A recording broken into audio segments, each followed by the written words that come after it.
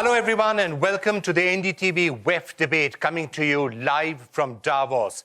There's a lot of change that is taking place, a lot of turmoil these days. India, according to the IMF, perhaps one of the fastest growing economies over the next 2-3 years, and also making considerable efforts to push ahead with innovation and a startup culture and trying to move the country along on the fourth industrial revolution, which is, of course, the big theme here at Davos this year.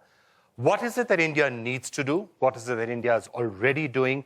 And where are some of the possible problem areas? Those are some of the themes that we're going to be exploring today. We have an audience filled with some of the top industrialists from India and around the world. I will be taking questions and comments from them as well. But we have an esteemed panel, starting off with the Finance Minister, Mr. Arun Jaitley. Great to have you with us here, sir. Professor Nouriel Roubini, arguably one of the top economic thinkers in the world, so it's always a privilege to have you with us. A professor, of course, at the New York University. Mr. Sunil Mittal, the Chairman of Bharti Enterprises. And finally, we have John Chambers with us, the Executive Chairman of Cisco, somebody who's been rather optimistic and bullish on India, and we'll be hearing from him as to why he feels that is the case. Mr. Jaitley, if I could just start off with you. Today, perhaps, is not the best of the days to be having these themes. There's a big stock market crash back in India, although the markets don't normally dictate what's happening in an economy. But it does underline that these are times of great global turmoil, global strife. There are others who would say that India perhaps better positioned than others to ride out whatever the storms are. I want you to get your sense of the short-term and then the medium-term picture. Well, certainly the world is facing a difficult and a challenging situation. I don't think we are going into an extreme critical situation, but then there are unpredictabilities. Earlier, the world lived with a situation where after a couple of years, you could see a challenge or a crisis. But today, volatility seems to be the norm. And therefore, we have to live in that. And no country, including India, can say we are immune from it. For instance, the global slowdown today has impacted us in terms of our exports shrinkage. The shrinkage is substantially in terms of volumes, substantially in terms of values, partly in terms of volumes, because the buyers have less money to buy. The currencies are impacted because of this. The stock markets are impacted. But despite that, it's a challenge for each economy, considering its own constraints, that how it faces up to this situation. And I think, notwithstanding that, we are trying to prepare ourselves for that kind of a situation. The reality is that even if we are the fastest growing amongst the major economies, we all feel we can do much better. That fastest is still not good enough for India. I think our real potential is 1.5% over and above that. And given a better climate plus a global environment and some domestic factors, we perhaps have even then, notwithstanding the global situation, a potential to improve upon that. So you're saying 9% growth rate is what the potential of India is? I think over a prolonged period of time. In a friendly global environment, today we can do it. For instance, if you grow 7.5% when the world is moving slowly, when you have had 2 bad monsoons, and therefore the purchasing power of 55% of Indians is adversely impacted, when you have the slowdown impacting and domestic and global issues impacting on several industries, steel, for example, infrastructure, power, and therefore you are struggling to resolve those issues. That itself getting impacted on banks. Now, if in these circumstances we can afford a 7.5% growth rate, and these are all areas which can partly be rectified and partly depend on circumstances which are not exactly in our control. And therefore, in a more favorable environment, getting that extra 1.5% is not very difficult in a friendlier environment. Right. Professor Roubini, if I could just get a sense from you as to how bad the global situation really is. There has been a lot of concern, especially on issues like oil price, that's been crashing. What's exactly happening in China? What's your take on how bad and how precarious the global situation is? Well, many here are asking the question, are we back to 2008, to the risk of a global recession, a global financial crisis? My answer is no. That's the good news. But it's true that we are going through a period of significant economic and financial volatility, driven by many factors. China is slowing down, and investors now worry there's going to be a hard landing rather than a soft landing or a bumpy landing. And if that were to occur, there will be a crash of the stock market, a sharp devaluation of the currency, that would have a significant impacts on emerging markets, most of which, with the exception of India, are facing major now global headwinds, slowdown of China, end of the commodity super cycle, exit by the Fed from zero policy rates, and so on and so on. It's a perfect storm of many factors that are leading to this financial economic weakness. As I said, I don't expect them to lead to a perfect storm of a global financial crisis or recession, but there are serious challenges ahead of us. Serious challenges, but you're saying it's not as bad as 2008 was. Sunil Mittal, when you heard, and I think Professor Roubini, as he always does, has summed up the global situation almost perfectly as to what the challenges and the problems are. One of the things that I guess we in India can take some heart from is that a lot of those items on that list don't necessarily affect India quite as much as it affects other countries in the world. And therefore, there is a lot that we could be doing internally to perhaps be, in a sense, the last man standing. Yeah, I would say, some of this perfect storm, as Professor Roubini describes it, is actually a big benefit for countries like India. Yet, India cannot be an island of isolated economic progress. There is bound to be some impact, and I think the government is clearly aware of that. If you look at the Prime Minister, the Finance Minister, I think there is a very clear direction in terms of accelerating India's entrepreneurial activity, which will bring that extra momentum that we need. John Chambers, let me get your overall sense, though of India, because talking to you frequently, you've been sounding really optimistic about the prospects of the country. Why? Well, I have the chance and the honor to meet most of the government leaders around the world. We've been focused on this digitization of countries for 8 years. And when we originally said the total market was going to be $19 trillion in profits and cost savings over a decade, everybody said that's too high. Now a lot of the experts are saying that's too low. That translates into 1 to 3 points of GDP growth for every major country in the world. But if there's one country I would bet on in the world right now, it is India. And if you watch the BRICS, if I would have told you 3 years ago that India would be leading in terms of GDP opportunity and they could grow it 1 to 3 points even faster than a given, people would have said, not going to happen. We all got excited in 2005. The market didn't develop as much as we thought. Now, if you want to start a business, there's an entrepreneurial spirit in India that is not anywhere else. So if you look at over the next decade, $510, $525 billion incremental opportunity. For the first time, the inclusion of all the people in India. It really is about how you bring this capability to every citizen within the country. You're going to have to reskill India. Think about it in terms of preparing skills for where the jobs will be in the future. 1 million new employees per month is very doable. A digital India where perhaps India can become the manufacturing hub for Asia. I think the leadership in India, starting with the Prime Minister Modi, gets it. I do not underestimate how important it is to change. We cannot miss this opportunity a second time, but India should lead this digital revolution. It should be the example for the rest of the world.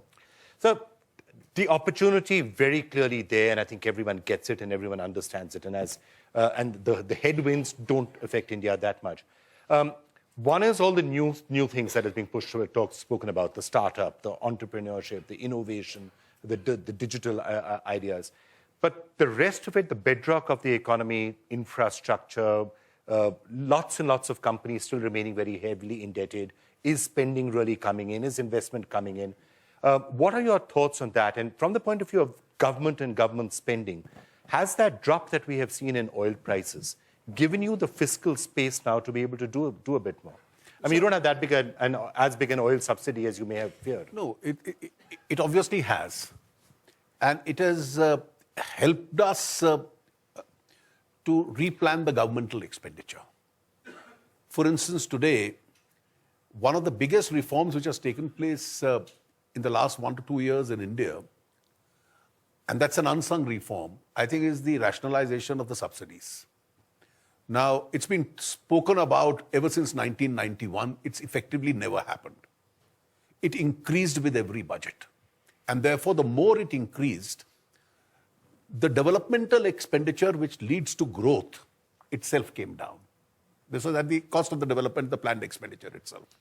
Now, today you have, at least in the area of fuel, using the lower price regime of oil, petroleum linked to the market, diesel linked to the market, LPG, various kinds of cooking gas reforms which have taken place, including using the digital platform of 140 million people getting it directly into their bank accounts.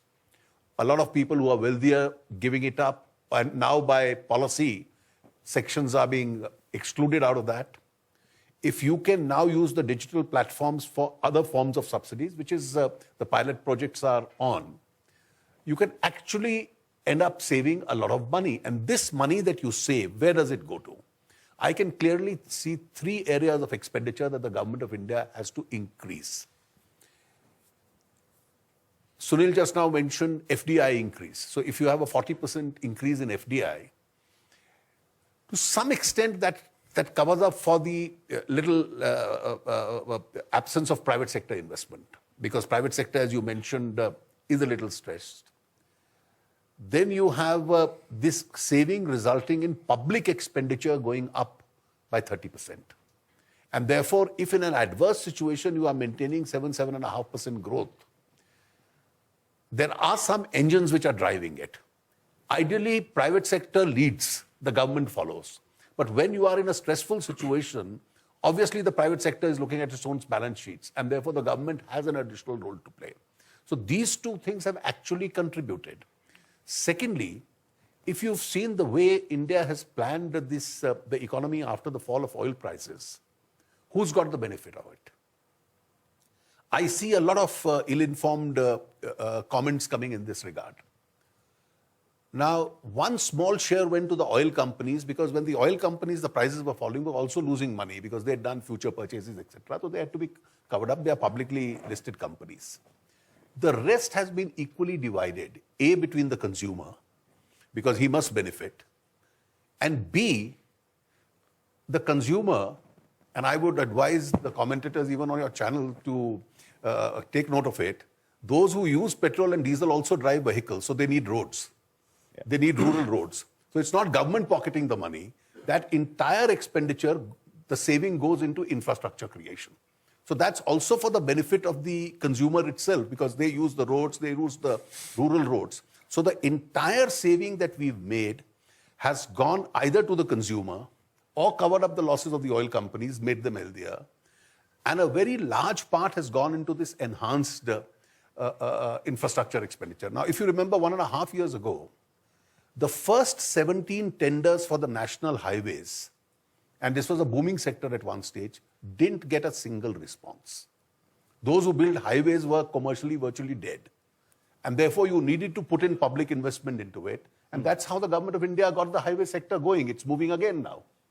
So government spending will go up. But Sunil Mittal, would you like, what is it that needs to be done to give the private sector a little bit more, A, comfort, and B, ability to spend and invest a little bit more? It's very clear that there are some significant Indian business houses which are currently stretched. But it's not that by and large the Indian industry's capability or capacity to invest has gone away. There is a sense of some concern because coming in from global headwinds, and people are holding back. And the finance minister is right when he says that we are currently compensating by more FDI coming into the country. But it's my own belief, and I've spoken about this before, Indian business needs to invest and invest with complete confidence that this is an economy that will grow and grow fast. Now, I think the government has a role. I mean, what can government do towards that? And I think they have been nudging, making very promising support behind lowering of interest rates, for example. I mean, we haven't seen that much of an action. A little bit of a reduction has taken place. More should come through. The finance minister has articulated that in the past, but the Reserve Bank of India has to finally take that call. And secondly, I think my own view is Prime Minister has a magical influence on business community in India. People believe in him. I would personally say he needs to get 100 of the top businessmen into a room and tell them, I'm behind you. Come invest in this country. your problems, your issues will be looked at. Like we are opening up special windows for foreign investment. There's a Japan desk in the Prime Minister's office.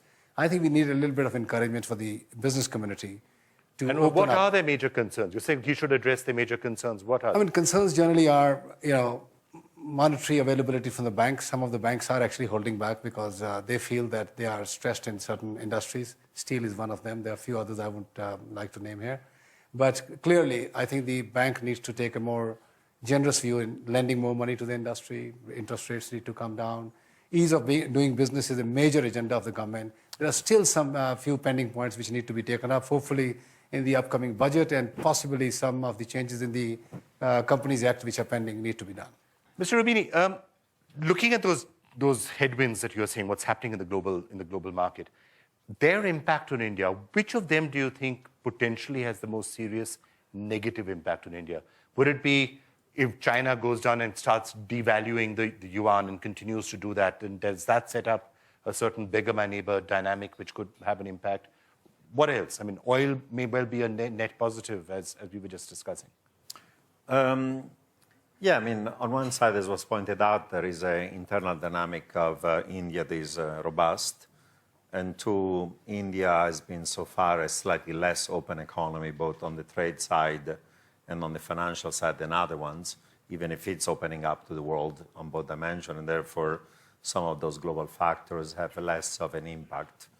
I would say certainly in this financial turmoil, even the stock market of India has gone sharply down. It's back to levels of, a couple of years ago. You've had a sharp fall at the value of the currency. Again, it's back level to close to the bottom of a couple of years ago. So the channels of transmission that affect negatively India, first is that if global growth is going to slow down, as the minister was pointed out, that has an impact on export growth of India. The fall in commodity prices overall is a net positive, as all energy are being a net importer. But if the fall in oil prices is a signal that global growth is weak, then on net it is a transmission to global growth that makes it weaker for India.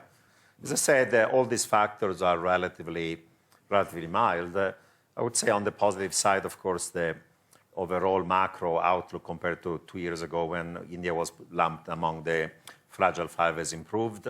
In part, it's good luck. Falling oil in prices, commodity prices improves the trade balance, improves the fiscal balance. In part of it is that with the new government has been fiscal adjustment, with the new central bank governor, there's been a commitment to stabilize inflation and reduce it over time. I think the biggest challenge for India, from my point of view, is accelerating the kind of important supply side structural reform are needed to increase potential growth. I would say the first derivative of this reform is positive. The speed at which they've been occurring could be accelerated. Some of them require legislation, and there is stalling by some of the opposition parties. Some of them don't require that. But, whether it's GST reform, whether it's land reform, whether it's fixing some of the banks that have a lot of NPLs, investment in human capital is key. Yes, India is at the forefront of having lots of computer scientists, engineers, and programmers, but a small fraction of the country. There are still hundreds of millions of people who don't get the kind of education and skills they need to compete in the global economy. So there is a long list of things that needs to be done. The good news is that on all of these dimensions, progress is being made. The less and good news and the half of the glass is more empty is that maybe these things could occur slightly faster. And the other piece of good news is that a lot of that list which you gave are all internal. It's a far more problematic situation if there is if you're an oil exporter, small oil exporter, and suddenly that's your mainstay and global oil prices are down, what are you going to do about it? All of those items are theoretically things that India can potentially take care of. I'm seeing Mr. Kamalnath sitting here in the audience as well. So perhaps right time to ask you about that question of reform that he was talking about and any hope at all of getting the GST bill through. I'm wondering whether I should ask you or ask him or both, perhaps. Well, last time I said that some people of Kamal's party also feel very strongly for the GST. This was officially contradicted by his party, but I still maintain what I had said. The point really is that the GST is not a bill that I conceived of. Almost in 2003 or 2004, the two major political parties, Congress and BJP, started talking about it, put it in their manifesto. 2006, Mr. Chidambaram mentioned it for the first time. 2011, Mr. Pranab Mukherjee introduced the bill. 2013, with the amendments which are now there, Mr. Chidambaram accepted the standing committee recommendations. So in one sense, it was more a Congress party bill because they'd done all the spade work. And now that bill is coming, some 3 new propositions are raised, including a preposterous one that tariffs must be mentioned in the Constitution of India. Now, if they can tell me that anywhere else in the world this happens, that tariffs are mentioned in the Constitution of India, so every time there is a drought or a flood and you need to increase the tax rates, you first have to go to all the states in India to say, can we change the tax rates itself?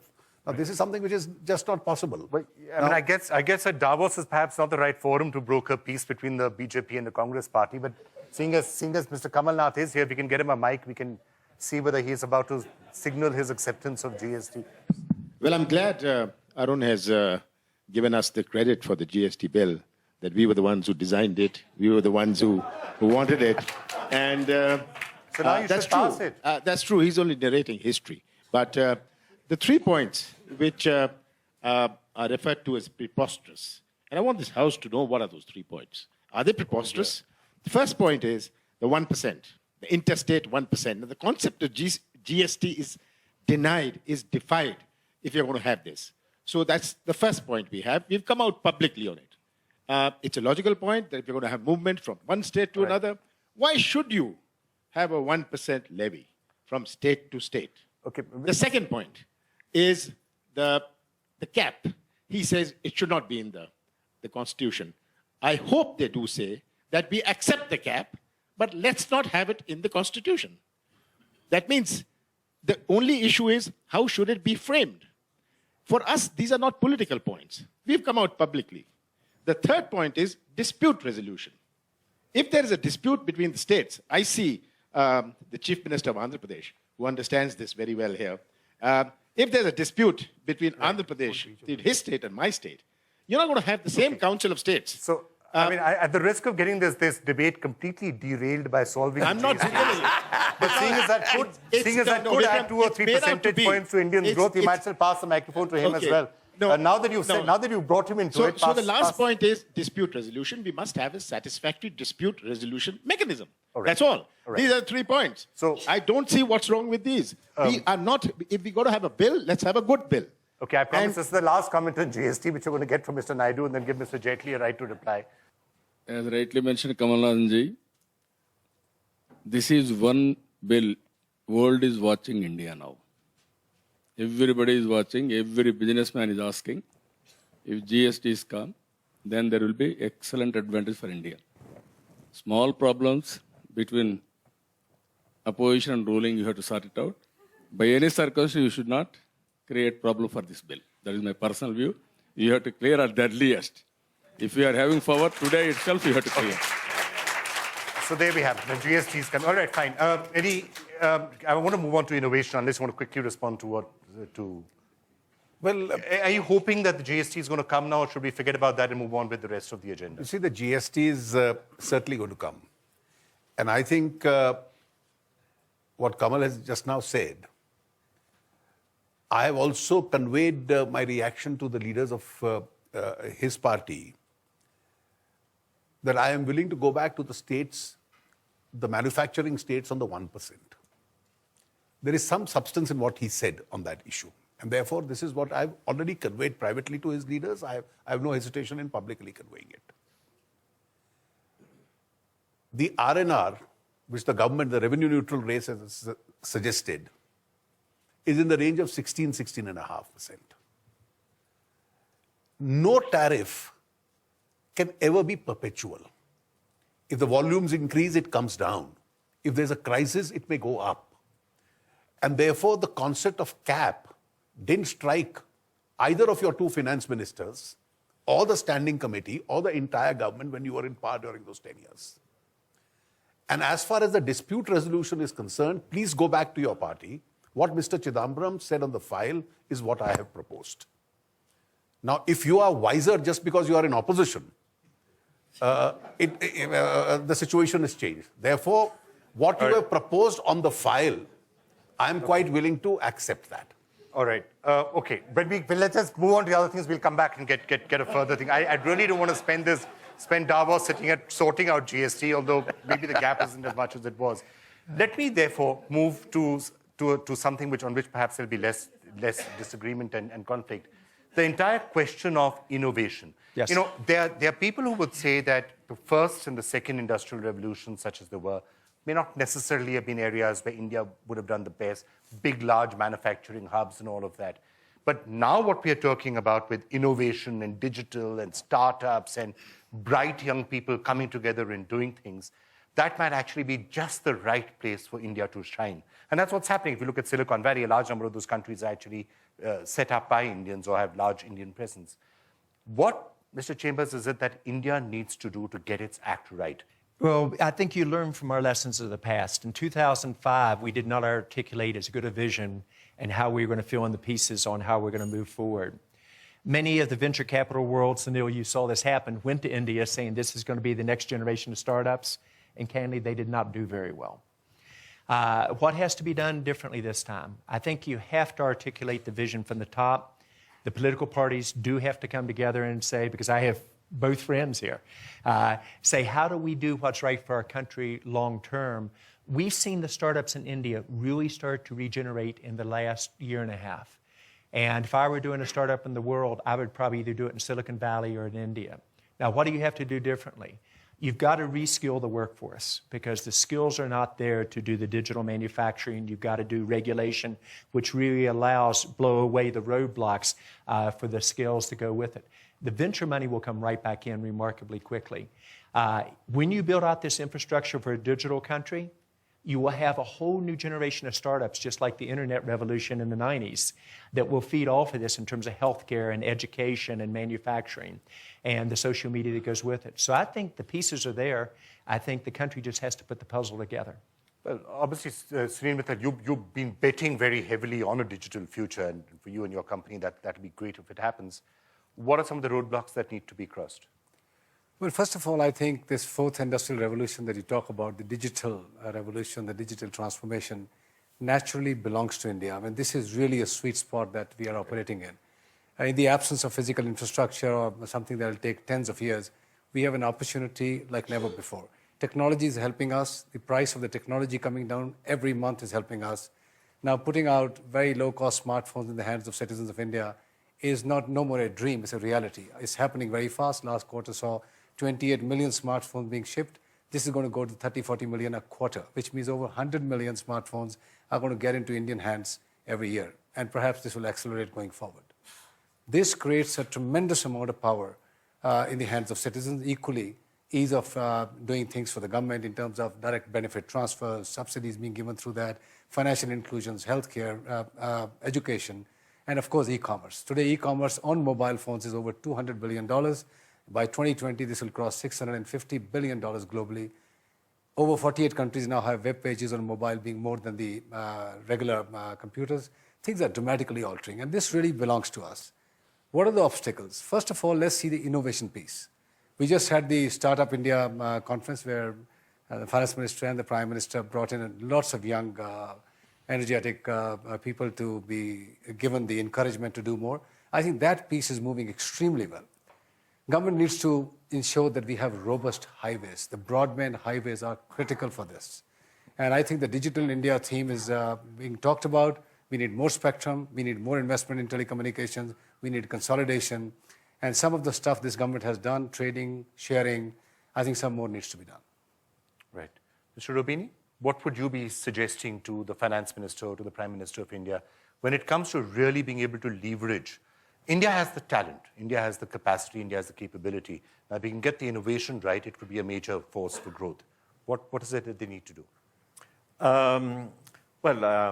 In some sense, I would say India is in a sweet spot because traditionally, say, China had a comparative advantage in manufacturing, while in India has been comparative advantage in services and especially information services. As everybody pointed out, we're becoming a global economy, is becoming more digital, whether the variety of information technologies and innovation are occurring are going to completely change the world, how we produce, how we live, how we work, how we study, and so on. So that's an advantage of India because the world is going to become more services and less manufacturing. India has to also develop manufacturing, but even manufacturing is becoming increasingly digital in many ways, robotic automation, artificial intelligence. I think the bottleneck that have to be faced is that there is a lack of infrastructures in India has to be done, and not just traditional infrastructure. I think building the digital infrastructure is going to be key, and it doesn't have to be just private or public. It could be a combination of the two. Secondly, as I pointed out, investing in human capital is key. It's great to having thousands of programmers, but there are hundreds of millions of Indians who don't have access yet to even basic good education, and therefore that's going to be a challenge. There's an issue of regulations that have been excessive in India and have to be streamlined to make sure that innovation does occur. So I think those are some of the key issues that have to be addressed to make sure that then the private sector is going to be growing the way it has to grow and innovation does occur.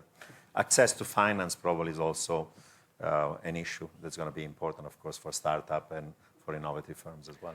So, Mr. Jaitley, before I throw that to you, so obviously taking up on some of the points, physical infrastructure, I'm sure the government and many private sector companies will try to put up. You've been talking a lot about skill development, but also it's one thing to say that we should have a startup culture and all these new startups would come from, but if you were to talk to some of the people, I guess one of their major concerns would be one of the issues raised out there, regulation, hassle, that ease of doing business at the local bureaucracy level.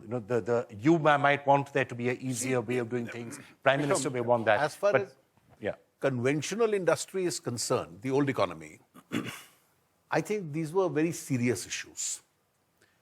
And therefore, in the entire effort over the last few years to ease in the process of doing business, and it's showing results, our rankings are going up, etc. I think we are concentrating on that. But this really has never been a problem as far as IT and the digital economy is concerned.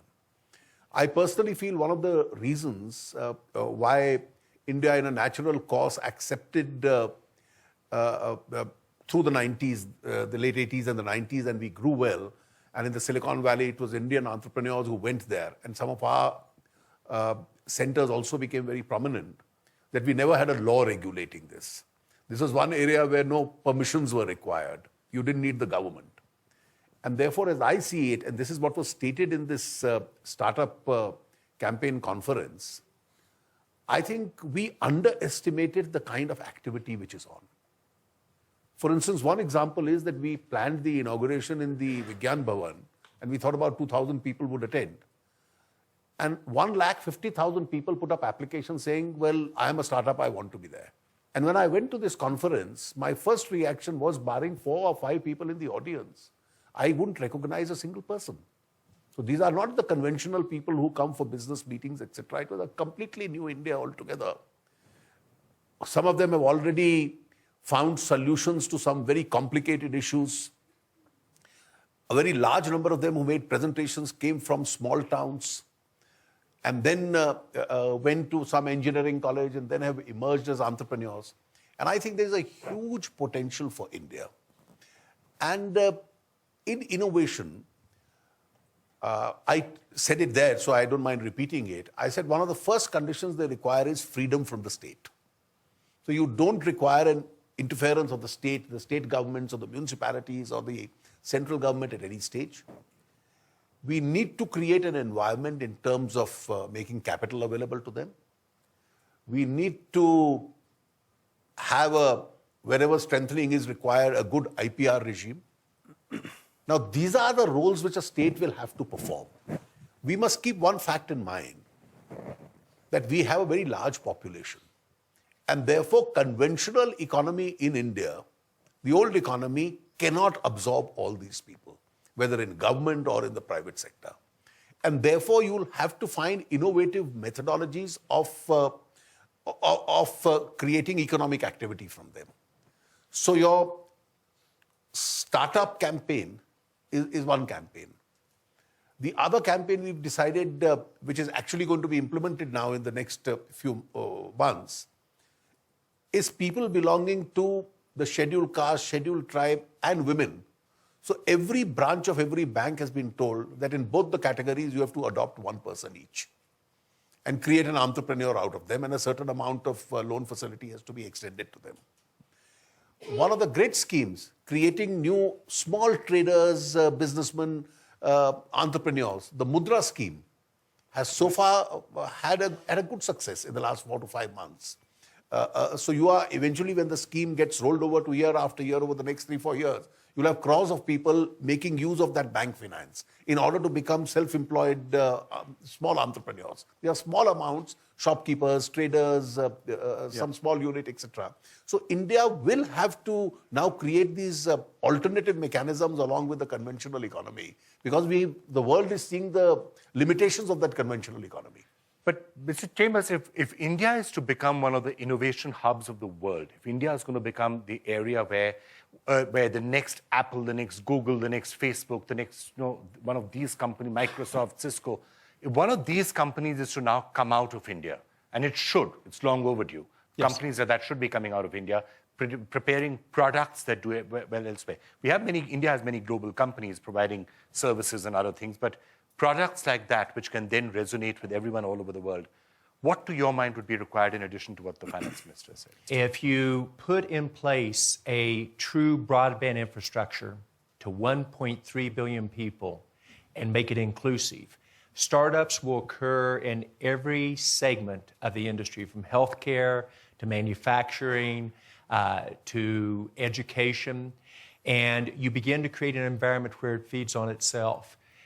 I think the world wants to bet on India. So I think if you create an environment where your political parties work reasonably closely together, if you truly build out a broadband infrastructure, which will be the highways for all these new startups, regardless of which industry it is in, and you create a regulatory environment that makes it relatively easy to do business in India, I think you'll see the funds come in a major way. We've already bet $100 million.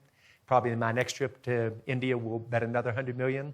And we have $50 billion overseas that isn't getting invested. So I think you all control your destiny. Sunil, you understand this, and maybe you articulate it better than I did, because this is the entrepreneur highway for every industry that you're building out. You have a democracy, you protect intellectual property, and you have 1.3 billion people you could empower. That's a market that is unequaled anywhere else. How would you articulate it? Vikram's raised a very important point. For nearly a decade and a half, 2 decades, we've seen some fantastic IT companies emerging from India, TCS, Infosys, Wipro. But by and large, they have produced a lot of programmers, population of programmers. By 2020, India will have 5.2 million programmers, which will be more than the US now. I mean, currently we are just short by, I think, 500,000 less than US. So that industry, that piece that will serve the whole world in terms of its requirement of IT programming is settled and done. I think what the point he's raising is, which has also been a question on my mind and many others, why India has not been able to produce an Apple or a Google or a Facebook. Or a Cisco. Or a Cisco, yes, or a Cisco. Whereas China has been able to do so. I think the answer is very clear. China blocked all foreign companies, not Cisco, but many Facebook, Google, etc. were blocked for a long period of time before Chinese local champions emerged. WeChat, Tencent, Alibaba, and now they are sort of losing a little bit, but they are solid Chinese companies there. India didn't get that benefit so far. But what India has done very well is it very quickly got onto the bandwagon of being copycats. So you have Oyo Rooms, which is mirroring now Airbnb and very successful. Mm-hmm. You have Ola Cabs, which is fighting Uber in the home country, which is good. It's not bad to be copycats in the digital world. You quickly bring solutions to the market, get them out there, and be very, very successful.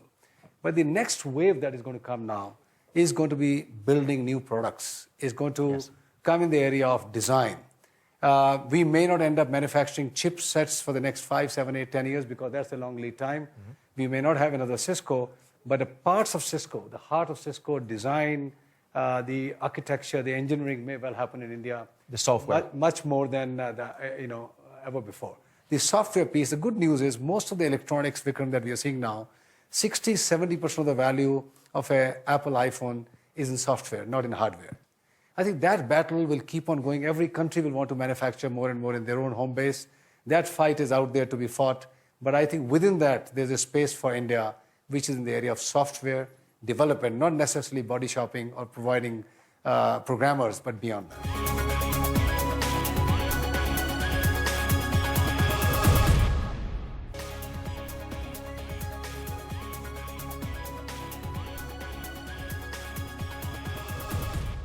Point here about some of the stress that there is in the system, the banking system in particular. Are you concerned all those years of many Indian industry are stretched with the sort of debts they have, and that potentially has its own impact on public sector banks? I think this problem remained unattended for a very long time, and the problem mounted up.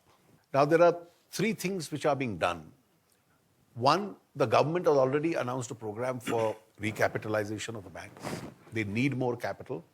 They'll need more capital from the budget. They'll need more capital by divesting some of their, by issuing additional shares. Secondly, the RBI has taken a very strong position, and rightly so, that the banks must now chase some of the debtors, and they must come out with a program of liquidating some of the debts. And those individual cases, I know it for a fact that each one of the banks, both in the government sector and the private sector, are in close touch with those concerned group of industries. We don't want a crisis situation, but at the same time, they're working for a resolution. The third important point, which was again untouched so far, are we going to deal with those stress sectors also? Because the root of the problem is the stress sectors. So if there is the external factors in steel, how do we deal with it? Some steps have been announced, some are in the pipeline. If power is the second important component, the Uday scheme, which has already been announced, where the state governments have been asked to take over the debt of some of the state discoms, because the problem is really of the state discoms not charging the market rate. And I think that problem is being adequately addressed. Now, coupled with all these three factors, the de-stressing of the banks can't come about overnight. It'll take some time, but I think the process has now started. All right. Professor Nouriel, the stressed sectors, as he was saying it, again, those external factors, do you see them continuing for a long time?